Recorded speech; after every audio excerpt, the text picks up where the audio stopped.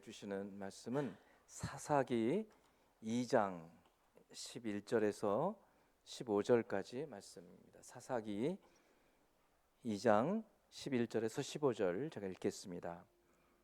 이스라엘 자손이 여호와의 목전에 악을 행하여 바알들을 섬기며 애굽 땅에서 그들을 인도하여 내신 그들의 조상들의 하나님 여호와를 버리고 다른 신들 곧 그들의 주위에 있는 백성의 신들을 따라 그들에게 절하여 여호와를 진노하시게 하였으되 곧 그들이 여호와를 버리고 바알과 아스다롯을 섬겼으므로 여호와께서 이스라엘에게 진노하사 노략하는 자의 손에 넘겨주사 그들이 노략을 당하게 하시며 또 주위에 있는 모든 대적의 손에 팔아 넘기심에 그들이 다시는 대적을 당하지 못하였으며 그들이 어디로 가든지 여호와의 손이 그들에게 재앙을 내리시니 곧 여호와께서 말씀하신 것과 같고 여호와께서 그들에게 맹세하신 것과 같아서 그들의 괴로움이 심하였더라. 아멘. 내일부터 이 부활주일 전날까지 고난 주간을 준비하면서 또 고난 주간을 보내며 전 교우가 릴레이 기도를 합니다. 기도문을 올리는 분만 아니라 매일매일 모든 교우들이 자신들의 삶을 돌아보며 숨겨진 죄를 회개하는 그런 기간이 되기 바랍니다. 하나님의 자녀인데 하나님 마땅히 기쁘시게 하는 삶을 살아야 함에도 불구하고 그러하지 못하고 오히려 하나님께서 싫어하시는 그런 일을 행하였다면 그것을 돌이키고 회개하고 또 회개에 합당한 열매를 맺는 그런 20일 정도의 기간이 되기를 바랍니다. 보통 제의 수요일이라고 해서 2월 중순전부터 부활주일 전까지 사순절 40일 기간을 지키는 그런 교회들이 꽤 많이 있어요. 원래는 이제 로마 가톨릭에서 지키다가 종교 개혁이 일어나면서부터는 좀 종파별로 교파별로 조금씩 달라지는데 제가 원래 섬겼던 장로교회에서는 그 사순절을 지키지 않고 고난 주간만 지켰었어요. 근데 이제 저희들은 그런 뭐 어떤 교파와 상관이 없기 때문에 때에 따라서 이렇게 기도하는 시간들을 갖고 합니다. 그것이 자칫하면 또 이렇게 어떤 율법 같이 되어서 그렇습니다. 어찌 됐든 저희들이 이제 이 기간을 좀 지내면서 누가 시켜서 그러는 것이 아니라 참 마음에서 우러나는 그런 심정으로 주님의 고난 당하심을 깊이 묵상하면서 우리의 모든 죄를 대속하시기 위해서 하나님께 행하신 일을 감사하고 또 우리 죄를 깊이 참회하고 또 그 회개의 열매까지 맺을 수 있는 그런 기간으로 삼게 되기 바랍니다. 여기 이제 사사기에 들어왔습니다. 사사기의 사사라는 뜻은 판사, 재판자, 통치자 이런 뜻이에요. 셰페팀이라는 히브리어에서 나온 말인데 영어로는 judge라고 해서 그냥 판사 그런 뜻이에요. 우리 오늘날의 말로 하자면 지도자, 통치자 이런 뜻일 것입니다. 이 시대는 여호수아 사후부터 사울 왕이 임명되기 전까지 한 350여 년 정도 상당히 긴 기간입니다. 그 긴 기간 동안에 이제 여호수아가 생존한 게 여호수아가 110세를 산단 말이죠. 그리고 여호수아와 같이 활동했던 사람들이 사는 기간 동안에는 하나님을 참 섬기다가 이 사사 시대가 되면서 급속하게 이스라엘의 신앙이 무너지게 되는 것을 보게 됩니다. 그래서 이 사사 시대의 영적인 상태를 잘 보여주는 말씀이 사사기에 몇 번 나오는데 17장 6절 말씀을 보면 그때에는 이스라엘에 왕이 없었으므로 사람마다 자기 소견에 옳은 대로 행하였더라. 그때에는 이 사사 시대를 말합니다. 이스라엘에 왕이 없었으므로, 여기서 왕은 인간 왕만을 두고 얘기하는 것이 아니에요. 참으로 정신적인 지주라고 할 수 있는 하나님을 왕으로 섬기지 않았다라는 것을 이렇게 보여주고 있는 거예요. 이스라엘의 참 왕이신 분을 왕으로 섬기지 않았으므로 그 결과 어떻게 되는가? 사람들이 자기 마음대로, 자기 소견에 이게 맞는 것 같아, 그러면 그거대로 행했다, 그런 말이에요.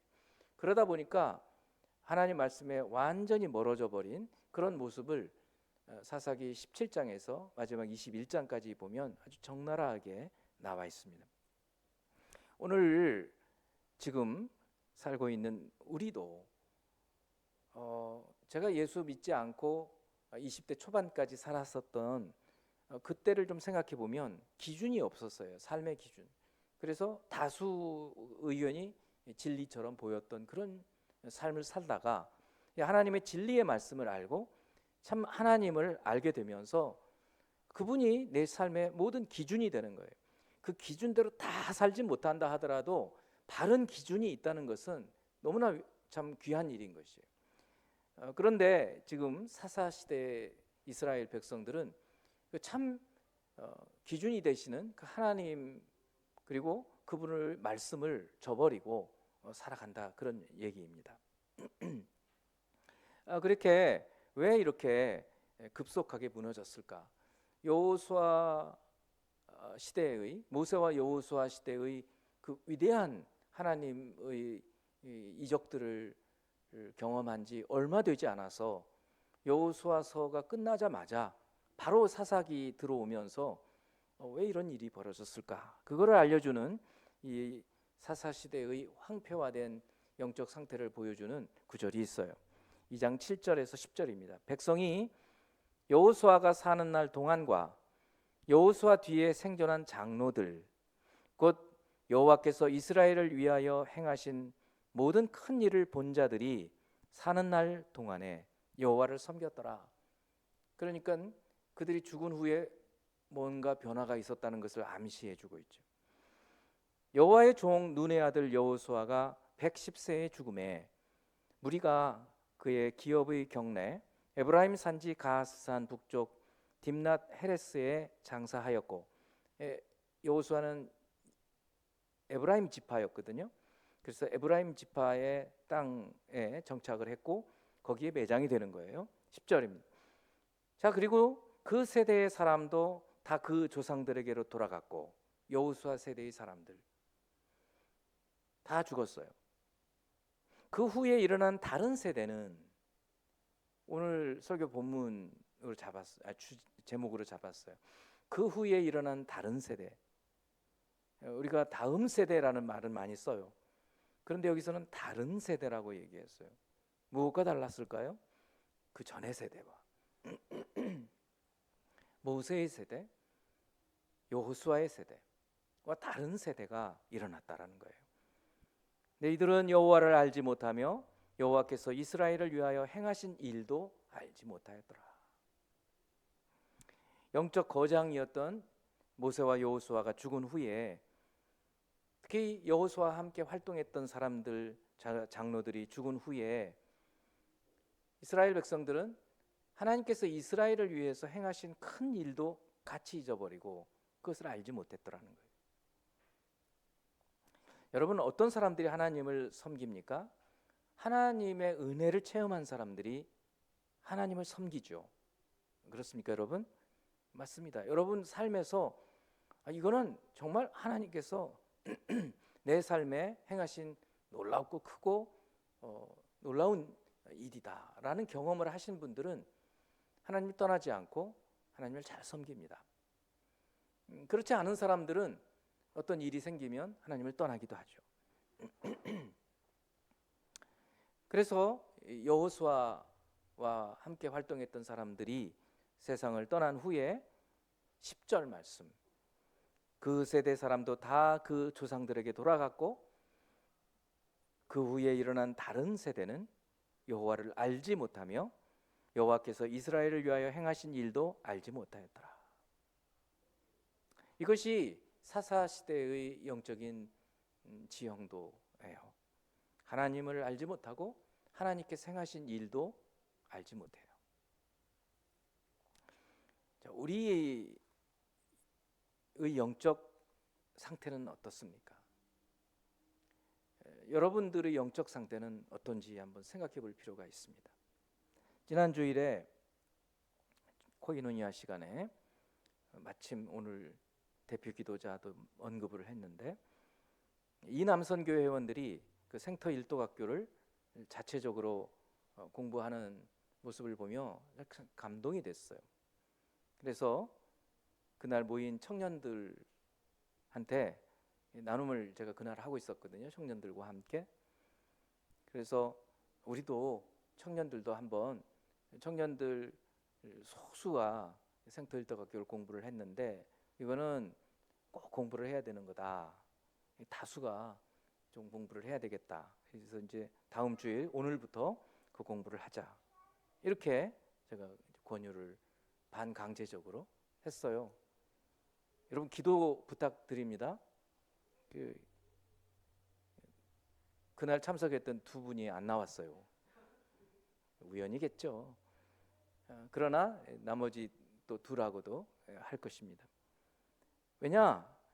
정말 청년의 때부터 이 하나님 말씀을 기준으로 삼고 살아가는 것은 지식의 문제가 아니라 생사의 문제이기 때문에 그래요. 사느냐 죽느냐, 죽느냐 사느냐의 문제이기 때문에 이 성경 전체에 대한 흐름을 알고 하나님 말씀을, 그래야 목사의 설교를 제대로 알아들을 수 있고, 알아들어야 하나님 말씀을 따라서 살 수 있기 때문에 그렇습니다. 사사기가 바로 이 하나님 말씀을 아느냐 모르느냐, 이것이 정말 생사의 문제구나 하는 것을 보여주는 성경책이에요. 자, 이제 두 번째로 오늘 본문에 이제 들어가도록 하겠어요. 10절 말씀을, 10절에서 13절 말씀을 보면 아까 읽었던 부분이에요. 그 세대 사람도 다 그 조상들에게로 돌아갔고 그 후에 일어난 다른 세대, 한번 따라해 볼까요? 그 후에 일어난 다른 세대. 는 여호와를 알지 못하며 여호와께서 이스라엘을 위하여 행하신 일도 알지 못하였더라. 그래서 어떻게 되는가? 이스라엘 자손이 여호와의 목전에 눈앞에서 악을 행하여 바알들을 섬기며 애굽 땅에서 그들을 인도하여 내신 그들의 조상들의 하나님 여호와를 버리고, 여호수아가 죽은 지 얼마 안 돼 가지고, 그러니까 여러분 여호수아 시대 그 정말 신나는 그 시대가 오래간 것 같이 보이지만 안 그랬다는 거예요. 여호수아 사후에 얼마 안 있어서 이런 일이 벌어져요. 다른 신들 곧 그들의 주위에 있는 백성의 신들을 따라 그들에게 절하여 여호와를 진노하시게 하였으되 곧 그들이 여호와를 버리고 바알과 아스타롯을 섬겼으므로. 그 후에 일어난 다른 세대, 이것을 주목해야 해요. 굉장히 상식적인 말이지만 이 사회 분위기가 이렇게 바뀌잖아요. 여러분 여기 계신 분들 대부분 30이 넘었어요. 30이 넘고 80까지 계시잖아요. 30년이 한 세대죠. 이거는 거의 그렇게 되는 것 같아요. 30세쯤 결혼하면 그때 아이를 낳고, 그리고 60세쯤 넘어가면 손자, 손주를 보는 거죠. 세대예요, 세대. 그러니까 저희들은 지금 거의 한 3세대 정도가 같이 지금 공존해요. 오늘 설교를 듣는 분들이 3세대에 걸쳐서 있어요. 저희 부모님 세대, 저희 세대, 또 저희 자녀 세대까지 있어요. 아까 우리 아이들까지 하면 그 다음 세대까지, 이제 4세대까지 있는 증조 할머니와 그 증손까지 같이 있는 세대가 지금 공존하고 있어요. 근데 우리가 같은 설교를 듣는다고 똑같이 이해한다고 생각하면 오산이에요. 세대마다 다르게 받아들일 거예요. 자, 이제 여러분의 세대를 생각해 보세요. 나이 드신 분은 드신 대로, 좀 젊은 아직 30대는 30대대로 여러분의 세대를 생각해 보세요. 여러분의 세대의 특징이 뭡니까? 지금 여호수아 사후의 세대, 오늘 이 사사시대의 세대는 어떤 특징이 있었어요? 여호와를 알지 못한다는 거예요. 여호와께서 행하신 일도 알지 못한다는 거예요.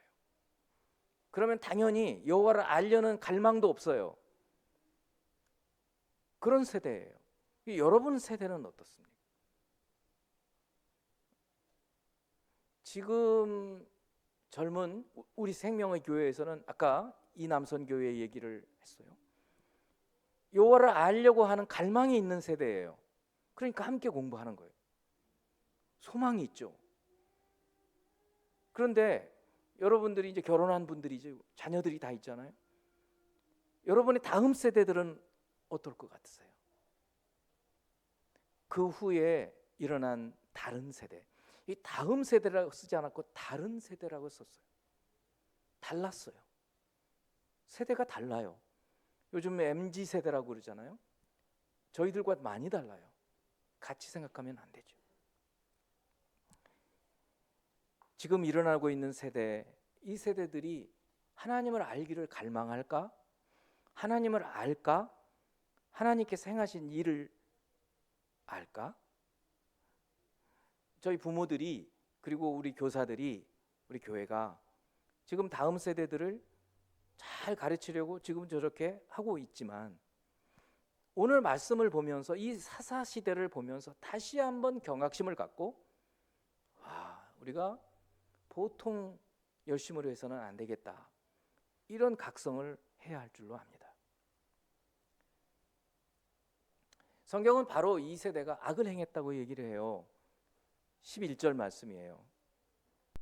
이스라엘 자손이 여호와의 목전에 악을 행하여, 여기 11절에 목전에, 눈앞이에요. 눈앞에.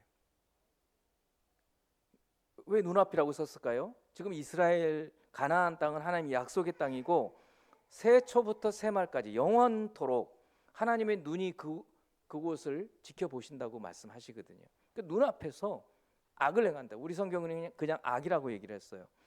근데 원어를 보면 그 악이라고 했어요. 그 악. 하라. 하가 히브리어의 정관사고 라 악이에요. 그 악을 행했다. 우리 성경만 봐도 그 악이 무엇인지 금방 뒤에 설명을 해주고 있어요. 뭡니까? 바알을 섬겼다는 거예요. 우상을 섬겼다는 거예요. 12절에 보면 여호와를 버렸다는 거예요. 근데 여호와가 어떤 분이에요? 애굽 땅에서 그들을 인도하여 내신 그들의 조상들의 하나님이에요. 구원하신 하나님이에요. 예수 믿고 죄로부터, 사탄의 사슬로부터 구원받았는데, 자유롭게 됐는데 그 하나님을 잊어버렸다는 거예요. 버렸다는 거예요. 또 어떤 것이 그 악이에요? 다른 신들, 곧 그들의 주위에 있는 백성의 신들을 따라가 가지고 그들에게 절하며 그랬다는 거예요. 이게 그 악이에요.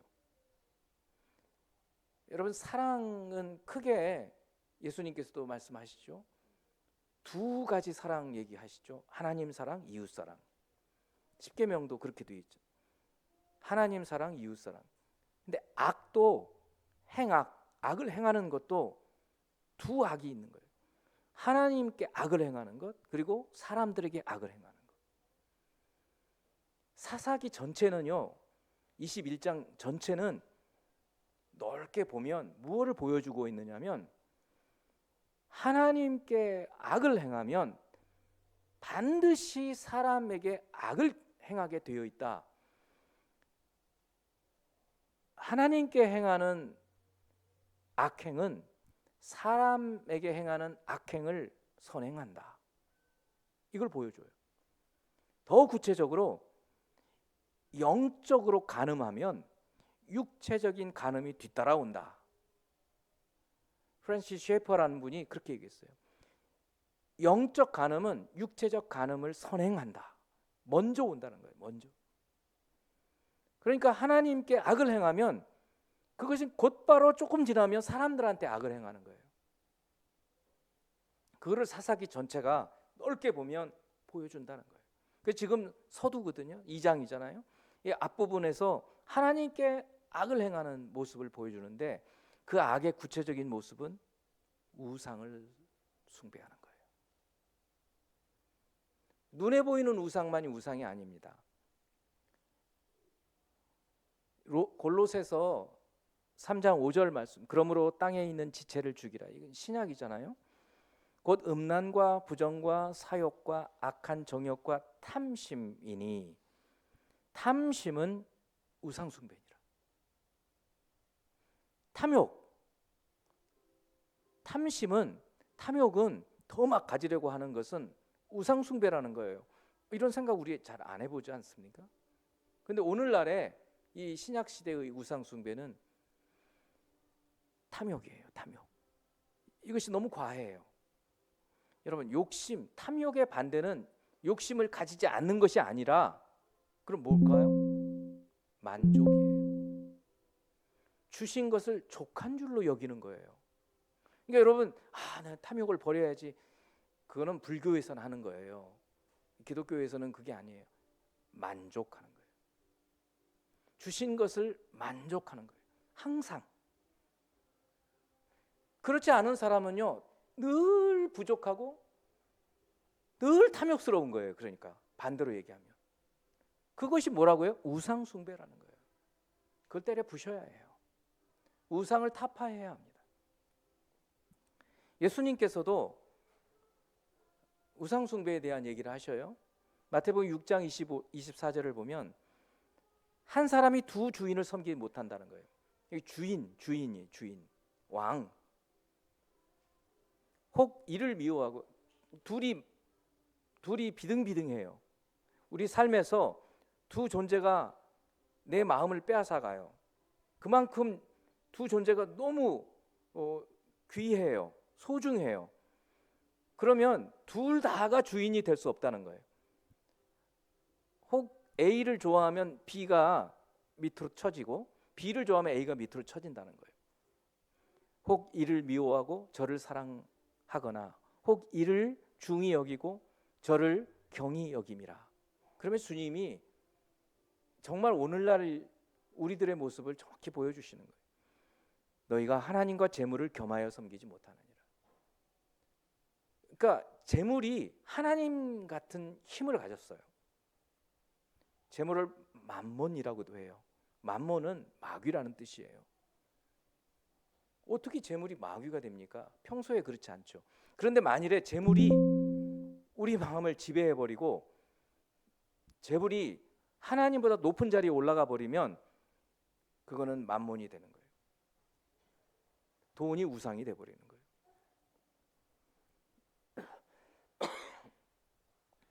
이 고난주간 기도를 하는 기간 동안 우리를 한번 돌아보기를 바라요.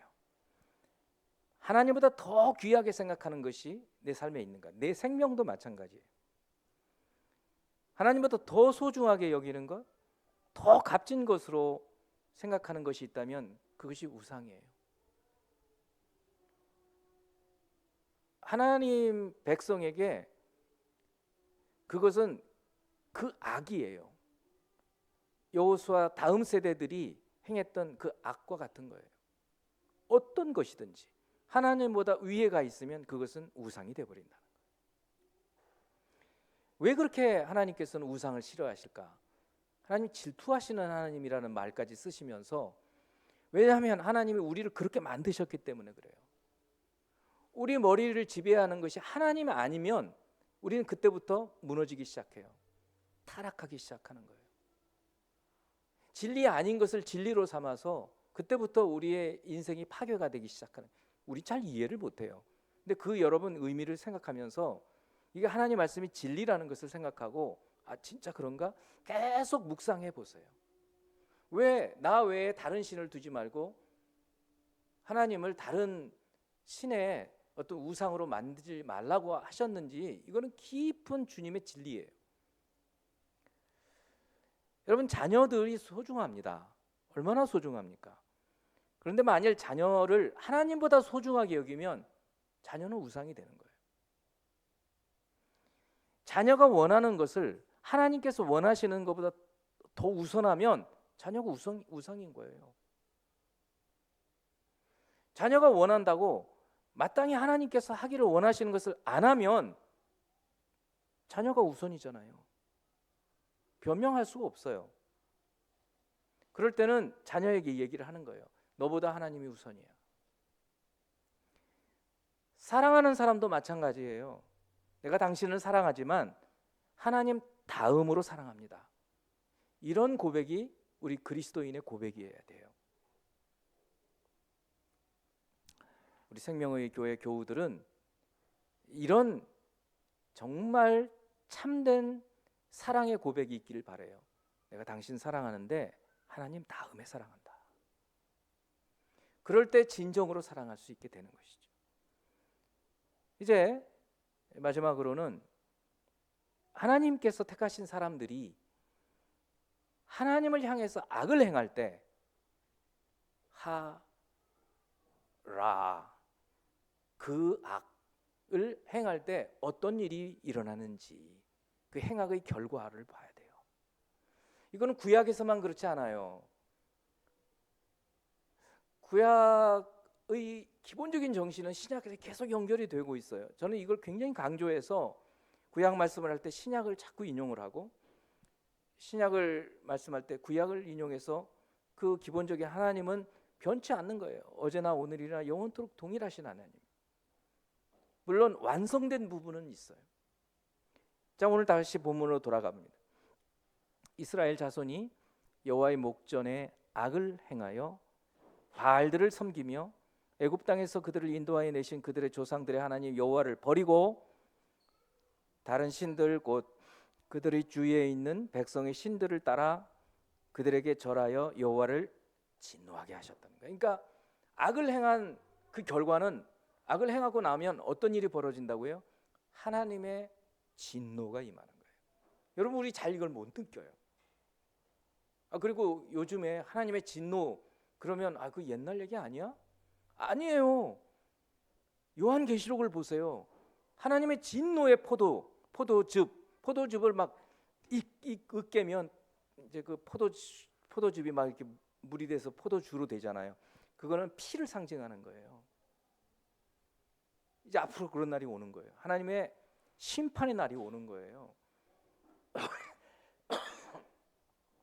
하나님의 진노는 지금도 예비되어 있어요. 이거 우리 잊으면 안 돼요.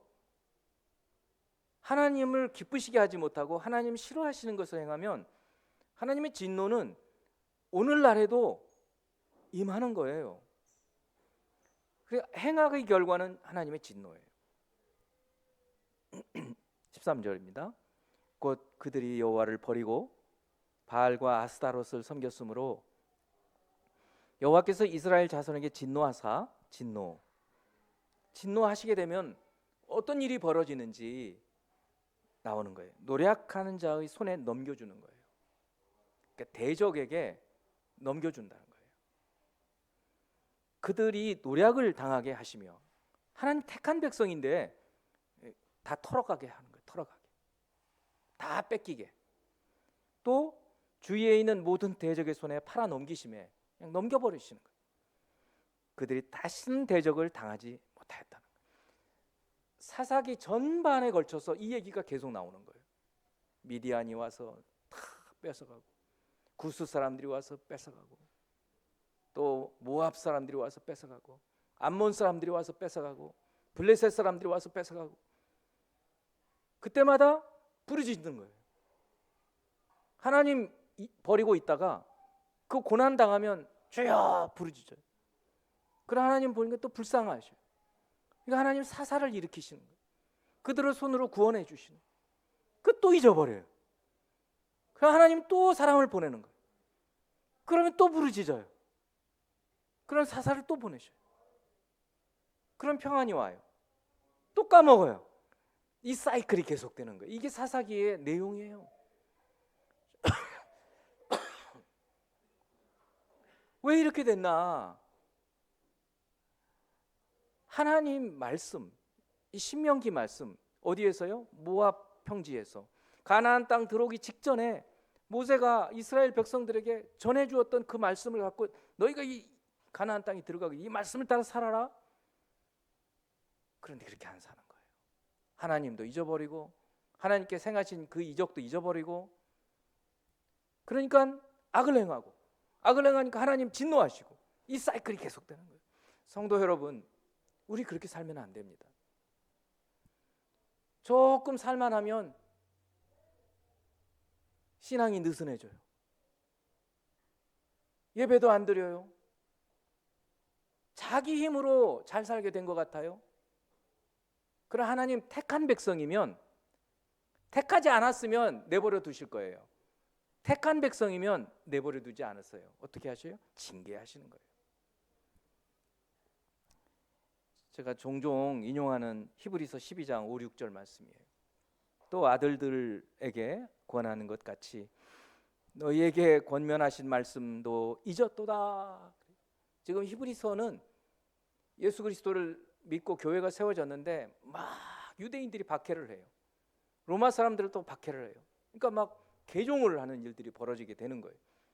그때 특히 히브리 사람들에게 주신 말씀이에요. 이 시기에 그랬어요. 아들들에게 권하는 것 같이 너희에게 권면하신 말씀도 지금 까먹고 있다. 너희가 일러스되 내 아들아 주의 징계하심을 경히 여기지 말며. 하나님께서, 이 말씀은 잠언에 있는 말씀인데 그걸 인용해요. 하나님께서 징계하실 때 그거를 그냥 가볍게 여기지 말아라. 하나님 왜 나에게 어려움을 주시지? 깊이 묵상해보라, 그런 얘기예요. 그의 꾸지람을 받을 때 낙심하지 마라. 하나님께서 징계하신다고 아이고 나 이제 망했나 봐 하고 낙심하지 말라는 거예요. 주께서 그 사랑하시는 자를 징계하시고 그가 받아들이는 아들마다 채찍질하심이라, 이렇게 말씀해 주는 거예요. 그러니까 여러분들이 어떤 어려운 일을 당하면 그거를 그냥 가볍게 뭐 그냥 그렇지 뭐 인생에 뭐 이런 때도 오지 뭐 이렇게 넘어가 버리지 말라는 거예요. 왜 이런 일이 생겼을까? 그걸 중하게 여기라는 거예요. 경히 여기지 말고 묵상해 보라는 거예요. 하나님 뜻이 무엇일까? 그리고 자기 삶을 돌아보면서 회개하라는 거예요. 그래서 이번 고난주간 기도하는 기간 중에 우리는 좀 돌아보는 거예요. 꼭 어려움이 있어서만 돌아보는 것은 아니에요. 내가 지금 인생 길을 제대로 걷고 있나? 하나님 앞에서 제대로 살고 있나? 방향도 한번 재정립해 보는 거예요. 그런 기간으로 삼아 보라는 거예요.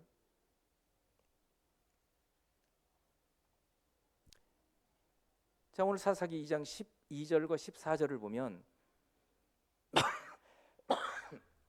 하나님께서 진노하실 때 징계하시는 방법을 아까 얼핏 말씀을 드렸는데 다시 한번 12절 애굽 땅에서 그들을 인도하여 내신 그들의 조상들의 하나님 여호와를 버리고 다른 신들 곧 그들의 주위에 있는 백성의 신들을 따라 그들에게 절하여 여호와를 진노하시게 하였으되 여호와께서 이스라엘에게 진노하사 노략하는 자의 손에 넘겨주사 그들이 노략을 당하게 하시며 또 주위에 있는 모든 대적의 손에 팔아 넘기심에 그들이 다시는 대적을 당하지 못하였다. 사사기에서는 하나님께서 진노하셔서 징계하시는 방법으로 이 딱 한 가지 쓰시는 거예요. 주위의 백성들, 주위의 민족이, 주위의 나라가 쳐들어와서 약탈해가고 사람들을 죽이고 하는 거예요. 그런데 구약 성경 이제 앞으로 여러분 쭉 통독을 해가시면서 하나님의 징계의 방법이 여러 가지 있다는 것을 알게 돼요. 기근도 있고요, 전쟁이죠. 전쟁도 있고 질병도 있어요. 그러니까 우리들의 삶에서 일어나는 좋지 않은 일들이 일어났을 때 우리는 늘 그걸 해석해 볼 수 있어야 해요. 하나님께서 왜 나에게 이런 어려움을 주셨나? 속단하지 말고 자신의 삶을 돌아보면서 내가 하나님 앞에서 바르게 살았나? 그걸 봐야 한다는 것이에요. 이제 마지막으로 그러면 우리가 이제 어떻게 살아야 하는가를 오늘 사사기는 한 번밖에 설교를 못 해요. 다음 주에는 사무엘상으로 넘어가 버려요. 350년이 그냥 휙 가는 거예요. 아쉽긴 하지만 오늘 이 본문을 통해서 사사기 전체의 내용을 저희들이 이렇게 훑어볼 수 있죠. 그리고 오늘 본문을 통해서 그 다음 세대, 다른 세대, 그 후에 일어난 다른 세대에 대한 주목을 우리가 해야 한다는 거예요. 나는 어떤 세대였는지, 그리고 우리 교회에서 지금 잘하고 있지만 다시 한번 저는 우리 교회 학교와 교사들과 또 우리 모든 교우들이 한국 교회의 다음 세대들이 이 세대가 다른 세대가 되어버리면 어떡하지? 우리와 다른 세대, 이렇게 하나님 예배 드리는 것을 즐거워하고 감사하는 그런 세대인데 지금은 다른 세대 이미 그런 조짐들이 벌어지고 있는 거예요. 두려운 거예요. 저희가 학교 다닐 때 기독교 저희들 세대의 전도율이 25% 정도 됐어요. 근데 이것도 몇 년 전 통계인데 요즘 초등학교 아이들 가운데 예수 믿는 아이들이 4%랍니다. 4%. 그러면 이제 지금 아이들도 낳지 않은데 이 저출생률 가운데 예수 믿는 아이들은 4%라면 교회들이 어떻게 돼버리겠습니까? 경각심을 가져야 해요. 감사하게도 저희 교회는 그래도 우리 모든 교우들의 자녀들이 나오고 있어요. 이거를 아주 사활적인 문제로 삼아야 한다는 거예요. 자녀들에게 복음을 전하지 않으면 죽느냐 사느냐의 문제인 거예요. 이거를 잊으면 안 된다는 거예요. 그래서 어떻게 살 것인가? 먼저 이번 고난주간 기도를 저희들이 20일 정도 하면서 회개하자는 거예요. 이거는 딱 하나의 획일적인 회개가 아니에요. 자신들이 여러분 각각이 어떤 부분을 회개해야 될지 그저 그냥 거칠의 회개가 아니라 진심으로 하나님 앞에서 우리가 그 행하고 있는 그 악이 무엇이 있는지 돌아보고 회개해야 해요. 고린도후서 10장 5절을 보면 조금 어려운 본문인데요. 하나님 아는 것을 대적하여 높아진 것을 다 무너뜨리고 모든 생각을 사로잡아 그리스도에게 복종하게 하니. 우리들이 생각하는 모든 생각조차도 그리스도에게 복종시키는 거예요. 조금만 우리가 괜찮다 싶으면 교만해지거든요. 그런 생각들을 전부 하나님 앞으로, 하나님 발 앞에 내려놓아야 돼요. 하나님 아는 것을 대적하여 높아진 모든 것, 그러니까 하나님 아는 것, 그 아는 것은 지식만을 얘기하는 것이 아니에요. 하나님과 함께하는 것, 하나님과 연합해서 사는 것, 하나님과 동행하며 사는 것, 이것 말고 또 다른 더 어떤 높은 것이 우리의 삶을 지배하면 우상같이 생각하고 그것을 내려놓아야 돼. 내려놓죠.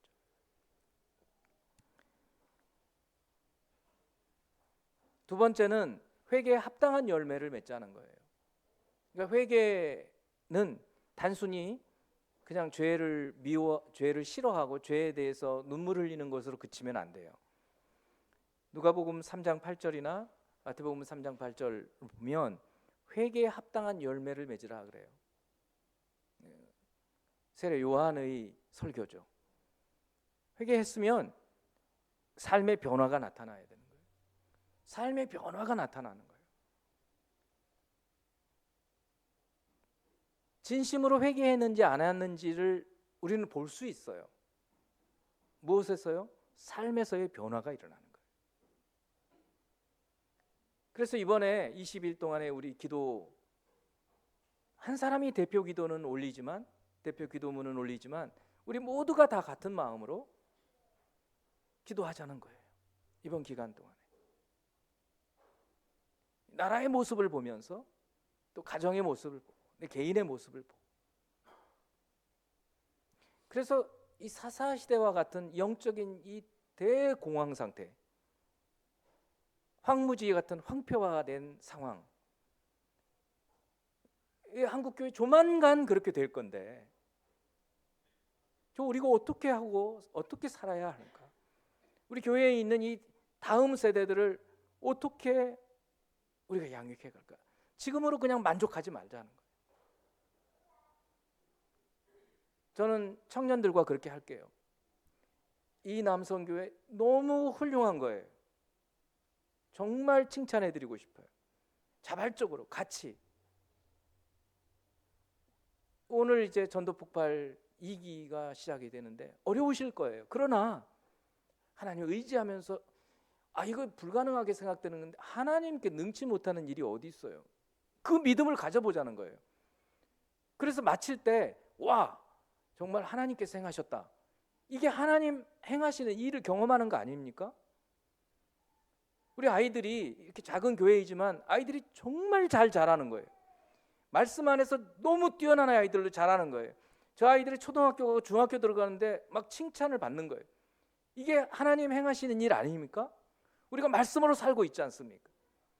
이런 일들을 우리는 경험해 보고 싶다는 거예요. 만일에 그렇다면 다른 세대가 아니라 정말 하나님의 말씀을 더 우리보다 더 잘 섬기고, 하나님을 섬기고 하나님 말씀을 알아가는 그런 세대로 성장하고 성숙되어 갈 줄로 믿습니다. 그 책임이 저희들에게 있습니다. 사사기를 보면서 우리가 어떻게 살아가야 할 것인지 기도하는 그런 저희가 되기를 주님의 이름으로 축원합니다. 기도하는 시간 2분 정도만 같이 함께 기도하도록 하겠습니다. 주신 말씀을 묵상합니다. 하나님 아버지, 사사 시대의 영적 상태를 바라보면서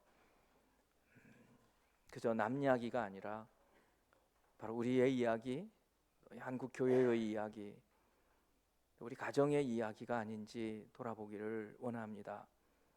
주님께서 모든 것을 허락해 주시고 구원하시고 땅도 주시고 젖과 꿀이 흐르는 땅으로 기름진 땅을 주셨음에도 불구하고 이스라엘 백성들이 그렇게 쉽게 하나님을 망각하고 주변 사람들에게 영향을 받아버려서 그들의 신을 따라가는, 그래서 하나님께서는 진노하시고 그들에게 외적을 통해 고난당하게 하시고 다시 돌이키게 하시는 모습을 봅니다.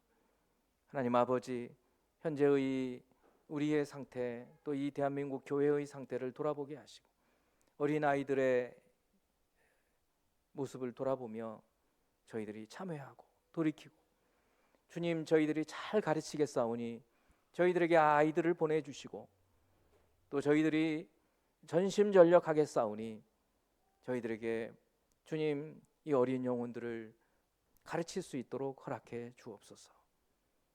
우리 청년들도 축복하며 특별히 우리 이남선교회가 행하고 있는 귀한 일들이 많은 열매들을 맺어갈 수 있도록 축복해 주시옵소서. 예수 그리스도 이름으로 기도합니다. 아멘.